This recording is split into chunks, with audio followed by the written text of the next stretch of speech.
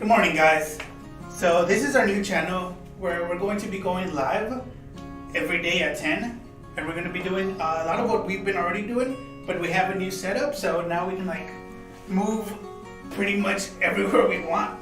And so the first thing we're going to do is into the exercise, and then we're going to go into our segment where we learn a little bit about employment training, a little bit about education, some social skills. So today's weather is 76 degrees.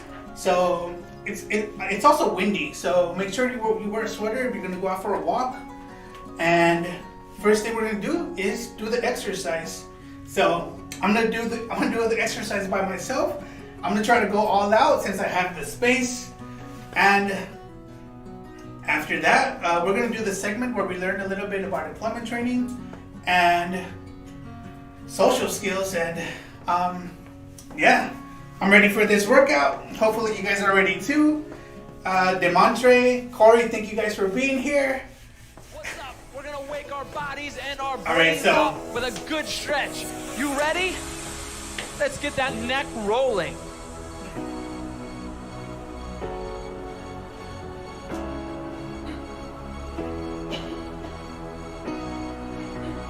And reverse. Other side. Don't go too fast because you might get dizzy. Reverse again. The other way. And once more. Now back to the left. All right, let's get some arm circles. Arm circles. Arm circles to the front. Come on.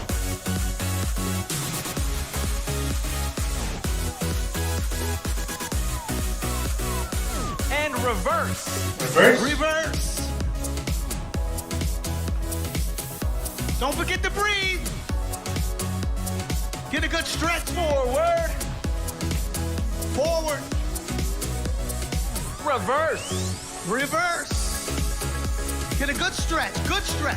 Come on, Demontre. All right, we're gonna Come on, cross Corey. our arms over our body.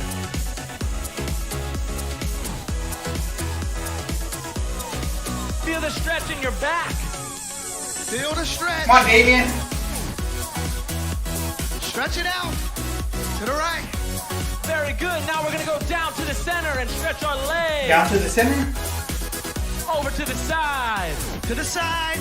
The other side. To the other side. Back to the center. Stretch it out.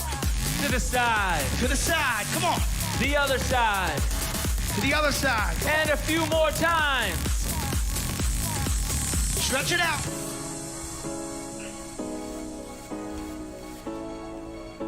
You got this. Come on. Stretch Once it out. more.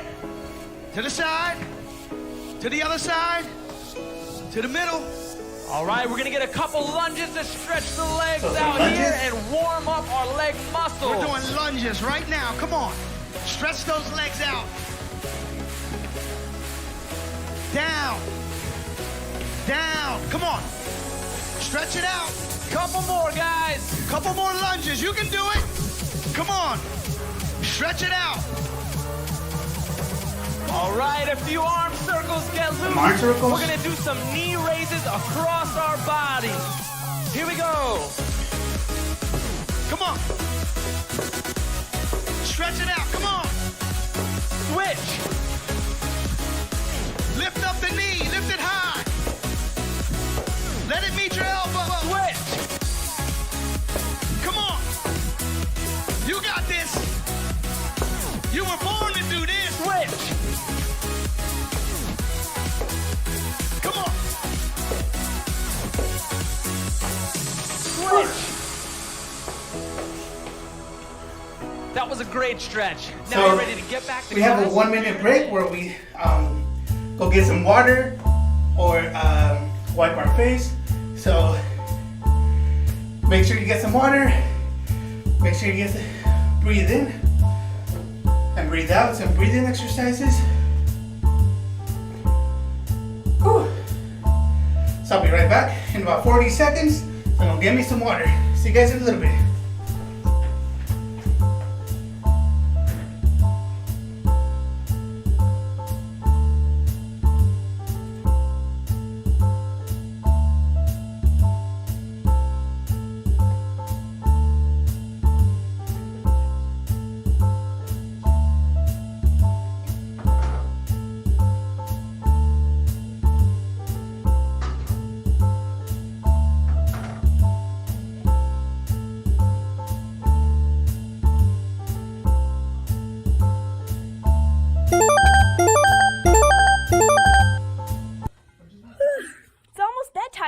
Fort. But before we get tucked in, we've got to brush our teeth. Hey, that's a good question, Squeaks. We do it a couple times a day, but we should really understand why we do it. So, why do we have to brush our teeth? Well, have your teeth ever felt just yucky, like at the end of the day or first thing in the morning? I really like brushing my teeth because it gets rid of that icky feeling, and it feels good because it is good. We brush our teeth to keep them clean and healthy so they can keep helping us our whole lives. After all, how would you crunch up a cracker or bite into an apple without them? Without teeth, you'd have very few choices of foods that you could eat, so you've got to take care of them. Now, you can't tell by just looking at them, but your teeth are actually made up of different layers. The part that you can see on the outside is a super hard shell called enamel, which is mostly made of minerals. Enamel is the strongest stuff in your whole body, even stronger than bone. But unlike your bones, a tooth can't heal itself if it's broken. And your teeth are not hard enamel all the way through. Just below that top outer layer, there's another layer called dentin that's not as hard. And below that, there's the inner layer of the tooth called the pulp, which has blood vessels and nerves inside it. And this part of your tooth is super sensitive. So in order to protect the delicate pulp inside of your teeth, you have to take really good care of the outside. And the best way to do that is to clean them up after you eat, because food can damage even those tough outer layers of your teeth. How? Well, you might think that you ate every last bite of those crackers that you had for a snack, but the truth is, some very small pieces of food are still hanging around in your teeth. That's because your teeth aren't all shiny and smooth. They have lots of bumps and ridges that help you grind down your food. And there are lots of small spaces between them too. These are places where it's easy for food to get stuck and hang out all day, which is kind of gross. But you know what's even more gross? You're not the only one enjoying these leftovers. There are lots of tiny little things that call your mouth home. These are called bacteria. They're way too small to see, but they're definitely in there. And there are a lot of them.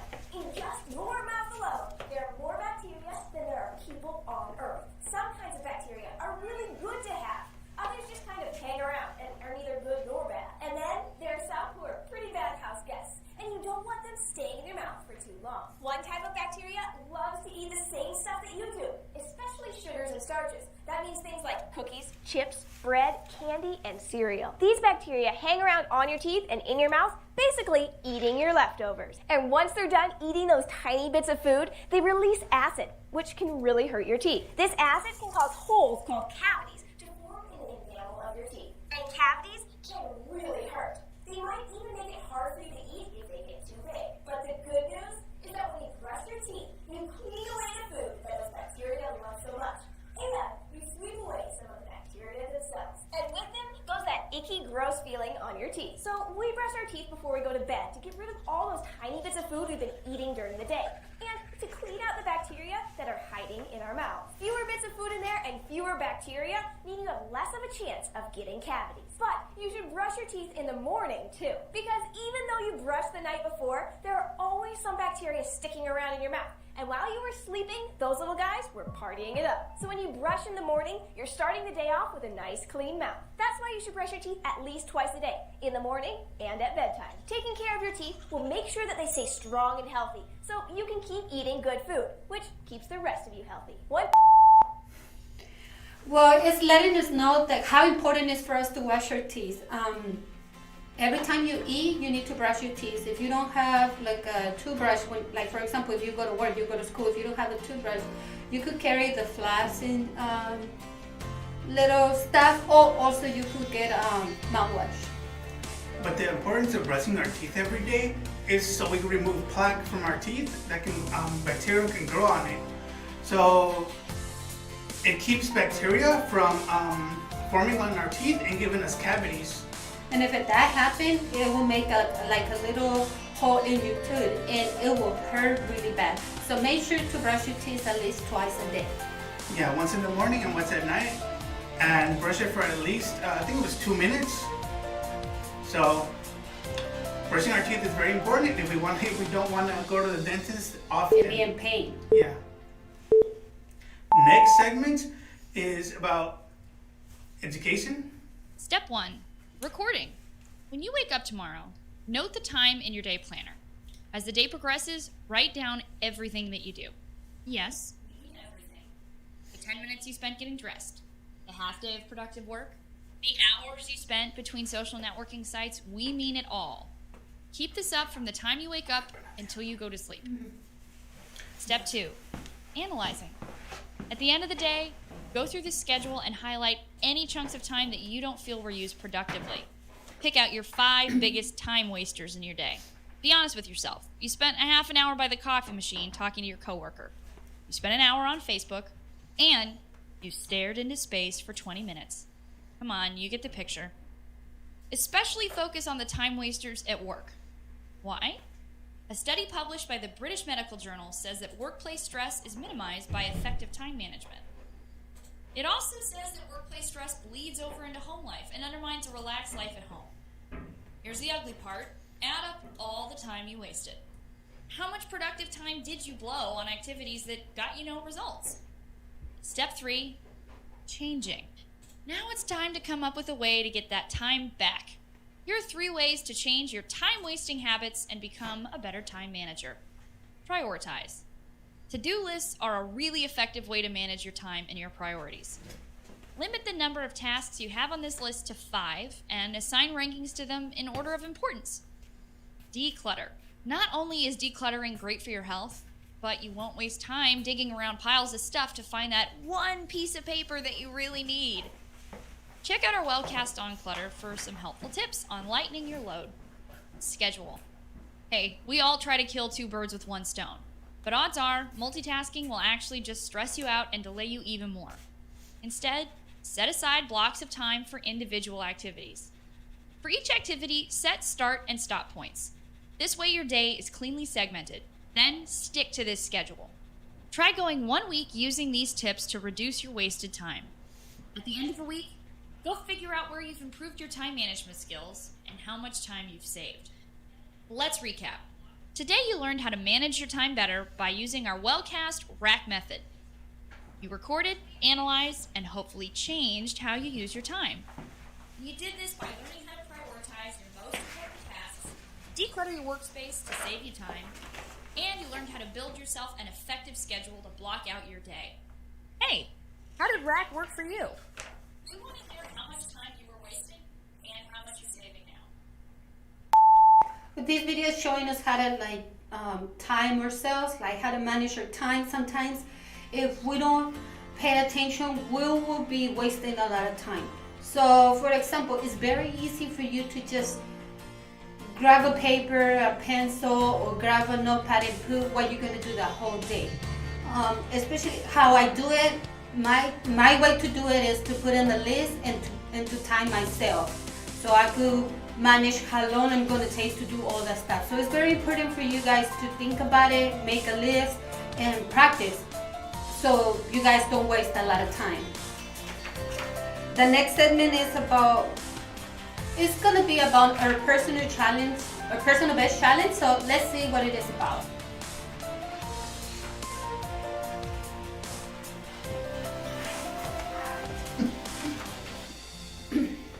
So it's like a little commercial, and I'm pretty sure you guys all seen it.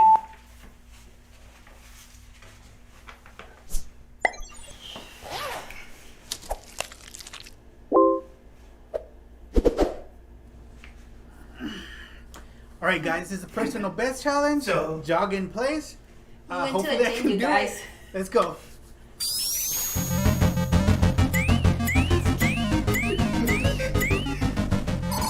All right, so I did it for 1 minute and 10 seconds. Let's see how long you can go for. Send us a video, and thank you. Hey everyone, this is the personal This best is the one we're doing this week. So send us videos on leg raises. Last week we had the winners were Timothy and Trent. I did 15. How many can you do? Send us your video. Hi you guys, this is the personal best challenge, and it's arm rotation. This one is next week.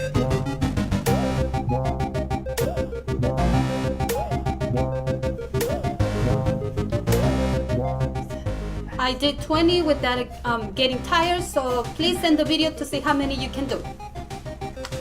Hey everyone, I'll be doing my personal best challenge, Jumping Jacks edition. Here we go.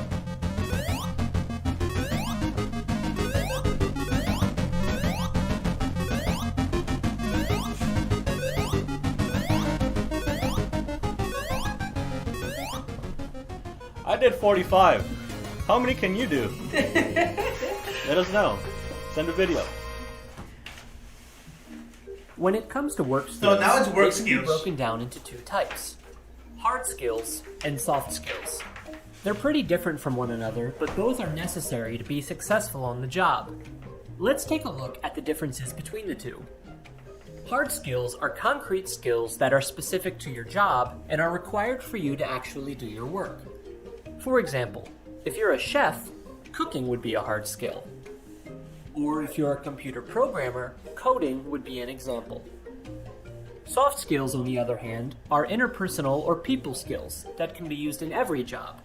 These include communication, teamwork, and adaptability. Hard skills are generally learned through school, training, or previous work experience. They're more objective, meaning that once you've learned the information or task, you would then possess that skill. Soft skills are more difficult to develop. You'll need to practice them over time in the real world with others. They come naturally to some people, while others may not have such an easy time with them. Hard skills are easy to measure. Employers can get a good idea of your hard skills by looking at your education, previous experience, and certifications. Soft skills are harder to evaluate.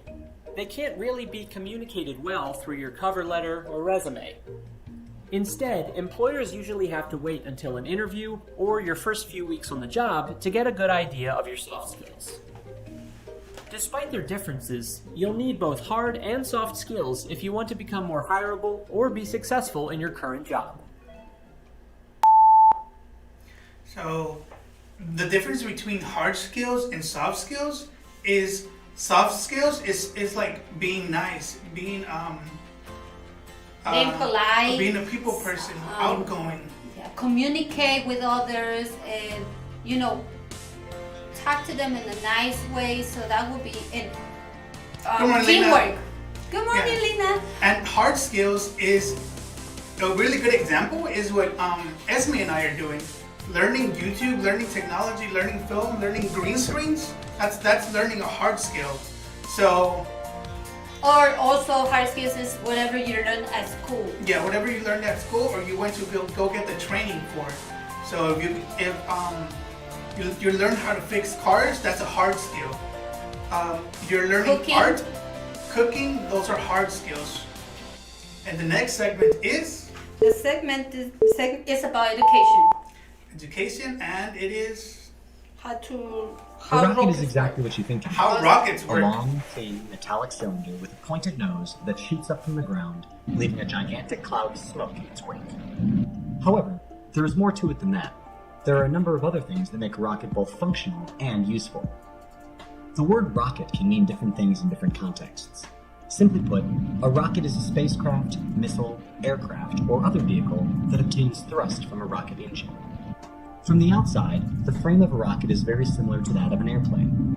It's made of various light but very strong materials, like aluminum and titanium. The skin of the rocket is covered with a thermal protection system that protects the rocket from extreme heat caused by air friction and helps maintain cold temperatures that are needed for certain fuels and oxidizers within the rocket.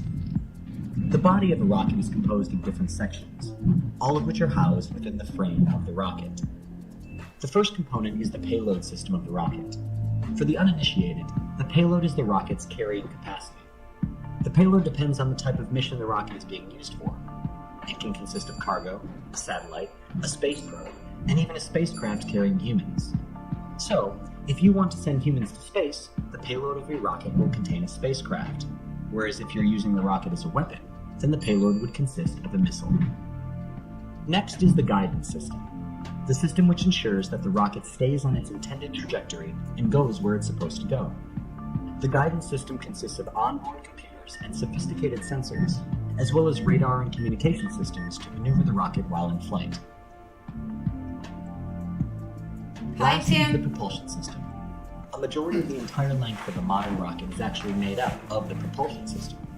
As the name suggests, the propulsion system consists of the components that help launch the rocket off the ground and subsequently propel the rocket in a given direction. So how is this huge, enormously heavy cylindrical metallic tube shot into space?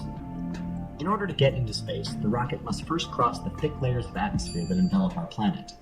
Since the atmosphere is thickest near the ground, the rocket has to go extremely fast in order to get past this part of the atmosphere.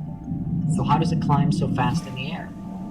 The answer to this question lies in one of the most popular physical laws of the universe, Newton's third law of motion. According to the third law, every action has an equal and opposite reaction. In our case, we have a rocket that we want to launch into space. How does the third law help us? This law tells us that if we can get the rocket to push against the ground with an enormous amount of force, then the ground will respond by pushing the rocket upwards with an equivalent amount of force. That's where the rocket engine comes into play. A rocket engine works by burning either a liquid or solid fuel in the presence of an oxidizer. When the combustion reaction occurs, it throws out a great deal of mass as a byproduct of the reaction. These byproducts are released at great speed through the bell-shaped nozzles that you see at the bottom of rockets. Since the rocket pushes the exhaust down, the exhaust responds by pushing the rocket up at great speeds, which lifts the rocket off the launching pad and propels it upwards into space. In a way, you could say that a rocket shoots upward by throwing hot gases from its exhaust nozzles below. If you have ever seen a rocket launch in person, or even seen a rocket launch video on the internet beyond the liftoff phase, you may have noticed that a rocket doesn't maintain a straight trajectory all the way up. It lifts off perfectly vertically, but at around the 1 minute mark of the flight, it starts turning and going laterally. That is a flight maneuver known as the gravity turn. It's a trajectory optimization technique that's always employed while launching rockets because it offers two benefits. First, it uses gravity to steer the rocket onto its desired trajectory, which helps to save rocket fuel. Second, it helps to minimize aerodynamic stress on the launch vehicle. If a rocket continued going up without tilting at all, it would reach a point where it would run out of fuel. That's why it tilts slightly after lifting off straight up, thanks to the exhaust nozzles of the rocket, which can be swiveled from side to side in order to alter the direction of the thrust. Once a rocket lifts off, parts of it are sequentially separated or jettisoned at predefined intervals. For instance, if a spacecraft is being launched with a rocket, then its rocket boosters are separated first, followed by the external tank. These separated parts blast off from the spacecraft and splash down in the Atlantic Ocean, where they can be retrieved. The spacecraft then maneuvers on its own using its main engines to reach the desired orbit.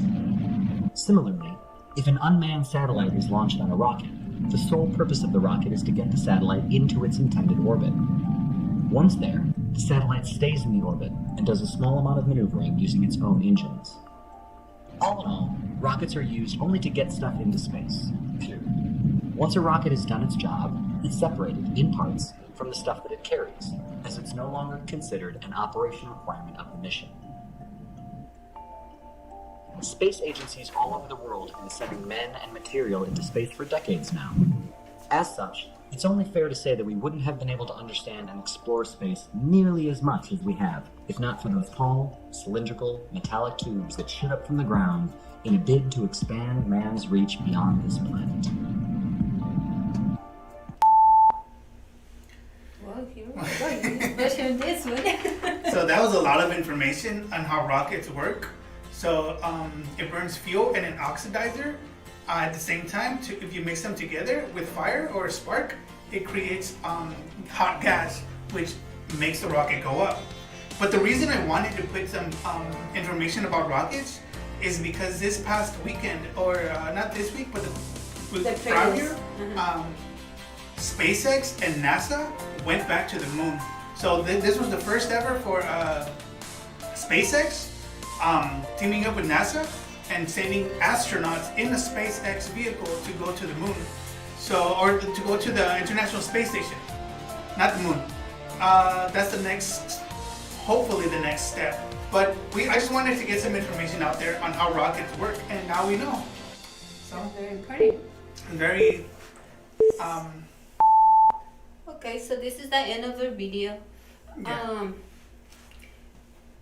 Remember, the best personal challenge is what the exercise, leg raising. That's what Cruz is doing. Leg races. So if you guys can send us videos, either to our phones or to our to our email. Email. Or if you have questions how to send those videos to us, just call us to the office and we will give you that information. But make sure that exercise for this week is what Maricruz is doing, which is leg raises. Leg raises. So send us a video of how many leg raises you can do. And there is going to be winners. So first, second, and third place winners. Last week, we only had 2 participants. And that's why there's only 2 prizes. But if you want to win a prize, and we're going to show off what their prize was in our main YouTube channel, where this is only for live. So our main channel will have their gifts, and they will know what they got. And it's some really awesome gifts. It's not gift cards. It's something better than gift cards. So come on, just make your video. It don't matter how long it is. Just make your video and send it to us, okay?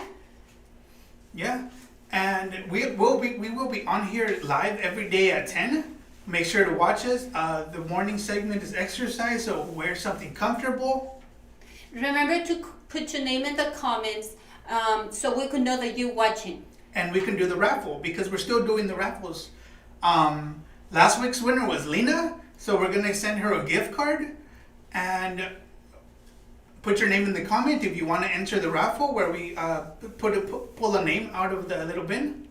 Every Friday we do that. So just make sure to put your name in the comments so we could put your name in a ticket, and then on Friday we do a raffle and let's see who's the next winner.